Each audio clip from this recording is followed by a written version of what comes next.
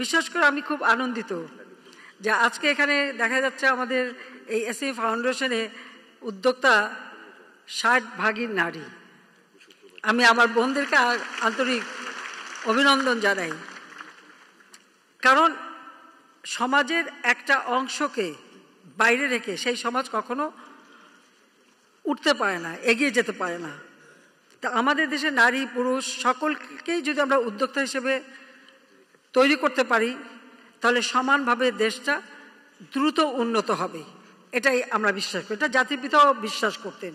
তিনি বলতেন যে একটা মেয়ের অধিকার তখনই প্রতিষ্ঠিত হবে যখন সেই মেয়ে নিজের পায়ে দাঁড়াতে পারবে, নিজে আর্থিকভাবে স্বাধীনতা পাবে, নিজের অর্থ উপার্জন করতে পারবে, তো সমাজে সংসারে তারই সম্মানটা থাকবে। এই জন্য নারী উদ্যোক্তা আমাদের দরকার।